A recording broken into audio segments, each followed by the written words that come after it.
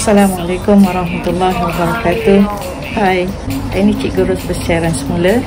Dan Alhamdulillah hari ini video yang Cikgu buat ini, Cikgu juga nak berkongsi dengan anak-anak didik Cikgu dekat luar sana. Okay. Semoga apa yang perkongsian Cikgu pada hari bermanfaat untuk anak-anak.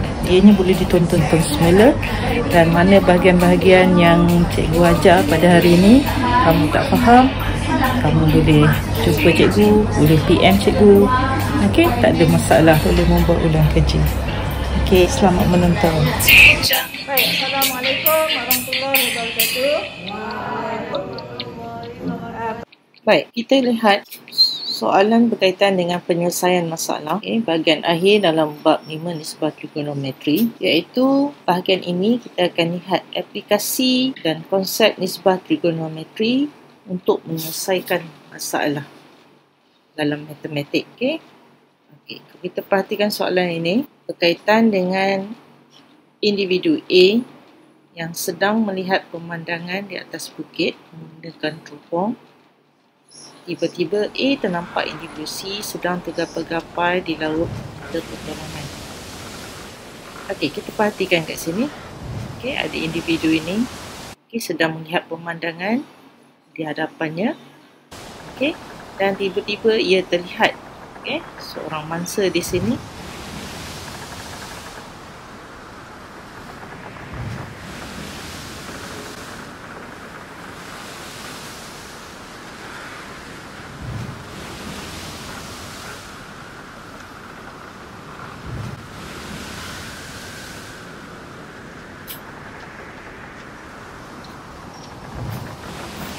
Baik, jadi daripada permasalahan ini kita nak kenal pasti apakah masalah sebenarnya, iaitu di sini kita perlu mencari Z, iaitu jarak dari B ke C.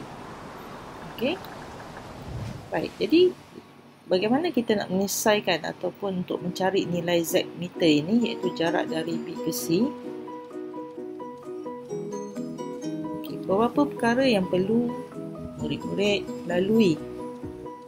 Dan ini sebagai panduannya, iaitu pertama, dalam menyelesaikan soalan masalah ini, anak murid perlu fikirkan beberapa perkara, iaitu baik, apakah maklumat yang diberi dalam permasalahan ini. Kalau kita perhatikan yang kedua, dan apa sebenarnya masalah dalam permasalahan yang kita bincangkan ini. Okey. Baik, kalau kita tengok rajah di sini. Okey. Lelaki individu A ni melihat ke hadapan. Okey. Melihat ke hadapan bermaksud pemandangan dia itu kalau kita lakarkan, kita boleh lakarkan dengan satu garis ufuk di sini. Tetapi apabila dia melihat individu yang menjadi mangsa di sini, maknanya berlaku pemandangan tu ke arah bawah. Dan ini yang kita namakan sebagai antara garis ufuk dengan pemandangan aras di bawah ini kita nyatakan sebagai sudut tunduk. Okey. Sudut tunduk ini nilainya sama di sini. Okey. Baik. Dan untuk aplikasikan konsep nisbah trigonometri ini, maka kita akan lakarkan bentuk ataupun mengaplikasikan segitiga yang bersudut tegak di sini. Okey. Baik, jadi dengan aplikasi segitiga bersudut tegak ini, maka kita boleh gunakan konsep nisbah trigonometri. Okey, berdasarkan maklumat yang diberi, sekiranya individu A ini hendak menyampaikan maklumat kepada petugas penyelamat, berapakah jarak atau lokasi mangsa tersebut, maka perlulah tahu maklumat jarak Z ini, iaitu daripada kedudukan lokasi mangsa B ke operasi penyelamat di sini. Okey, baik, jadi daripada sini kita dapati kita perlu selesaikan mencari nilai jarak Z ini, iaitu dengan nisbah trigonometri. Okey, kalau kita perhatikan kat sini, Okay, kaedah penyelesaiannya iaitu kita kaitkan dengan segitiga bersudut tegak tadi, iaitu kemudian kita pasti ia adalah kita perlu aplikasi nisbah trigonometri. Kemudian sebab kita kena pasti sudut tunduk itu, yang maklumat sudut tunduk itu boleh membantu kita menyelesaikan masalah. Okay, sebelum tu kita perlu ulang kaji tentang apakah nisbah yang sesuai untuk kita gunakan dalam menyelesaikan masalah ini. Kalau kita perhatikan tadi, maklumat yang diberi ialah berkaitan dengan sudut tunduk dan juga satu sisi yang bertentangan. Dan kita perlu mencari Z, iaitu sisi yang bersebelahan dengan sudut tunduk tadi. Daripada sini maknanya nisbah trigonometri yang sesuai ialah nisbah tangent, iaitu sisi yang bersamaan dengan nisbah sisi yang bertentangan perkan dengan sisi yang bersebelahan. Dalam kes ini kita lakarkan segitiga yang bersudut tegak tadi. Di sini ialah sudut tunduk. Kenapa sudut tunduk di sini sama sepatutnya di A kan? Disebabkan ni adalah garis selang-seli. Maka sudut di A ni sama dengan sudut di sini. Kemudian kita perhatikan, kita nak selesaikan Z ini. Kita dapati nilai sisi atau panjang jarak atau sisi yang bertentangan ialah 40 meter dan sisi yang bersebelahan itu adalah Z.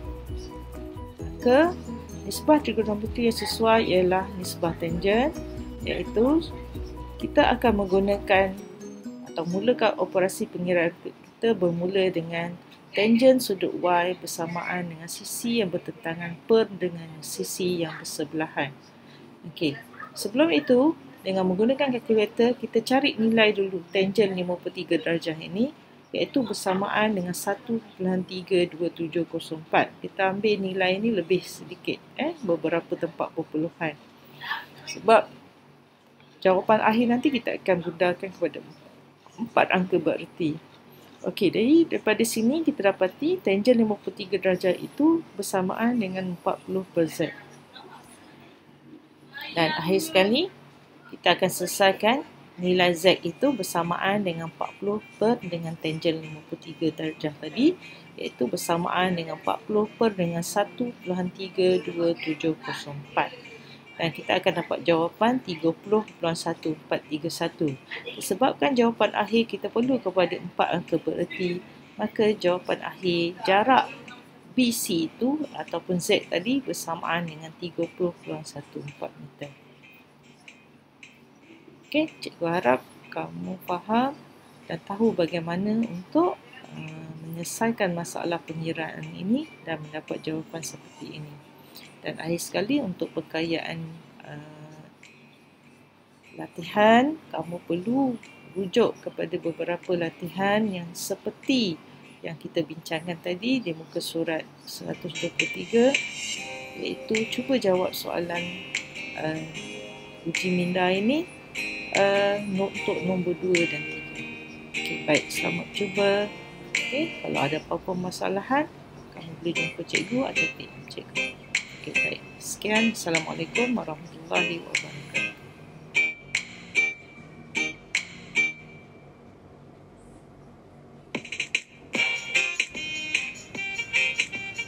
Nanti kita jumpa lagi ya in the next video. Bye.